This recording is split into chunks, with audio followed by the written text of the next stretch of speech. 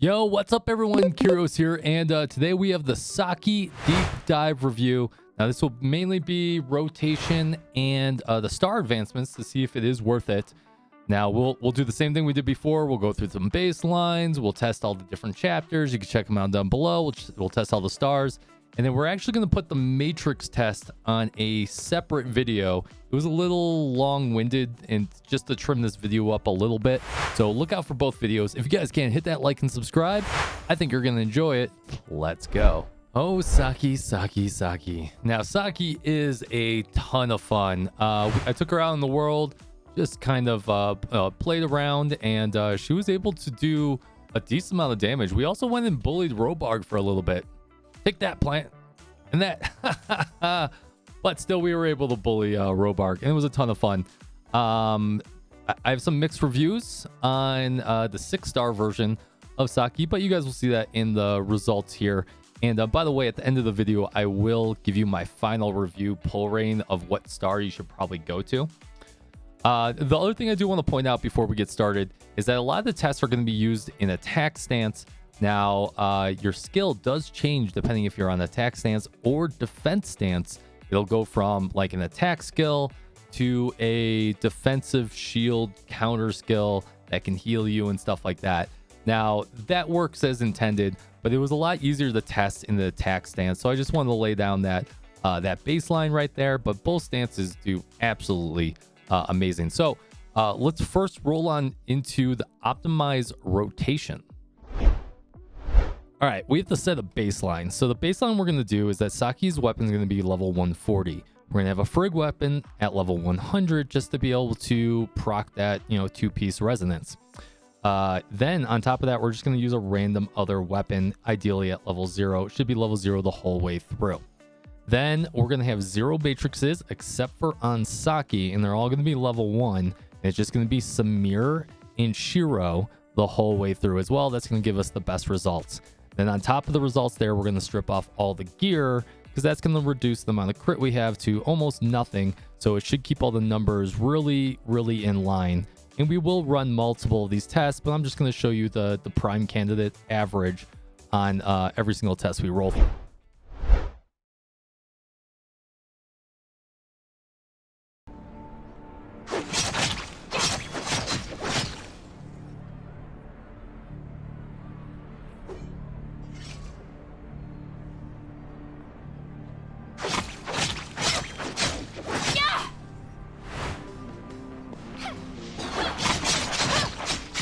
Now, quick point, some of these tests have a passive by mistake, so I'm going to go ahead and remove that passive damage from the overall damage.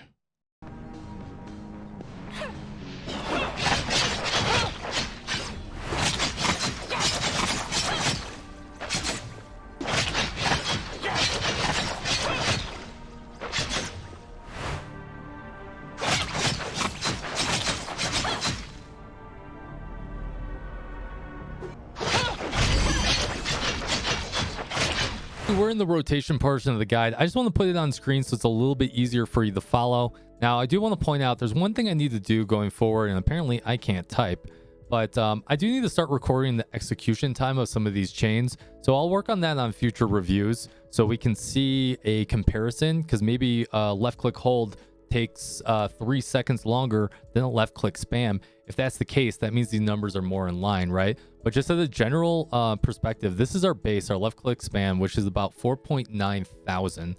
Then we had an aerial attack, which averaged around a 6.9 thousand. Then we had an aerial hold, which is about 4.7 thousand. This is after we adjust the numbers, right? And then we have the left click hold, which was about 7,000. Now, I think personally, the left click hold is the best one. It requires left clicking 3 to 4 attacks, and then holding. Sometimes you get that 5th normal attack spam off. It's a very small execution window, but I think that's actually probably the best DPS wise, and it probably only adds about a second or two to your rotation. So not too bad, but if you want to spam, all these numbers are pretty in line, but you can see aerial attack and left click hold a little bit better.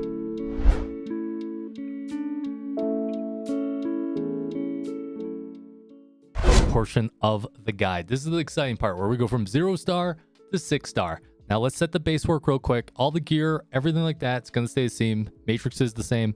Everything's going to be pretty much in line. Now, the one thing I do want to point out is that we will have to hit the skill first and then do a rotation. So we're going to do a whole rotation until the skill ends, right? So it's about 30 seconds of a rotation. We'll do that multiple times. And then 2, apparently in the test client, the 3-star was only doing 270%, but on the live client, or at least in the verbiage here, it's 350 or 340%. So just keep that in mind, that the 3-star should have a higher uptick, at least on that skill damage, than you see on the numbers on screen.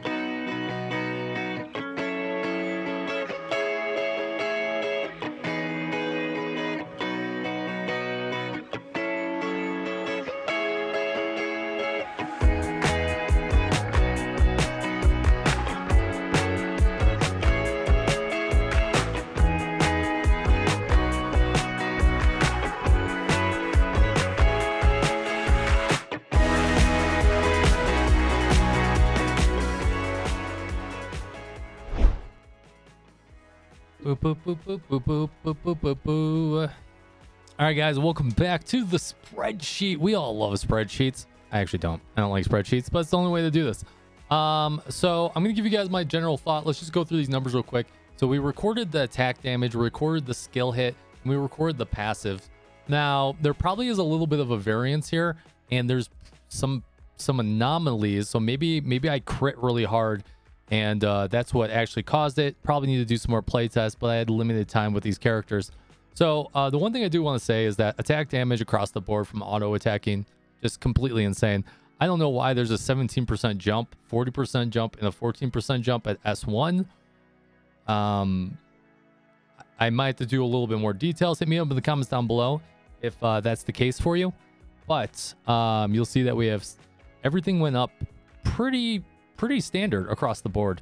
Now, we did have that big jump at 3-star, which makes sense for that skill increase in damage, but then it didn't make sense at the 4-star. So there's some anomaly that happened there.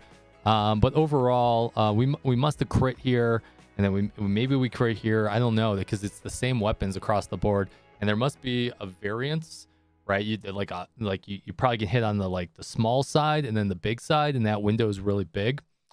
And then across the board, the passive just always went up, which was really good. And now these are just to the previous tier. This 1% is probably negligible because it's just within kind of that variance. So my final 2 thoughts on this is what I would say is that if you guys are looking for a star upgrade to bring Saki to, she's just strong across the board. I highly suggest that 1-star. Because really, you're bringing her for that utility, right? You're bringing her for that every single time you cast 5 skills, it resets all the skills of all of your other characters. So if you start, pairing it up with like Lin Yi or like Alice or Frigg or a bunch of other characters, you can kind of get these little burst windows every like 2 minutes and just completely hit the Alice skill, hit the Frigg skill, then hit the Saki 5, right? And just cycle it back through and just hit another set of skills. It's a nice burst amount of damage. Other than that, she's really fun to play. I do enjoy her. I think she will be, I think she'll be okay in the grand scheme of things. I wish I was able to test it on my account so I would know exactly how much damage she's doing. And then we'll have the Matrix review shortly, if not tomorrow. So guys, let me know in the comments down below. Does this help you out? Hopefully I cleared some things up, and hopefully you enjoyed. Let me know what I could do better. Obviously, very basic napkin math, but here we are. So I'll see you guys next time. Make sure you like and subscribe. Fist bump from me to you.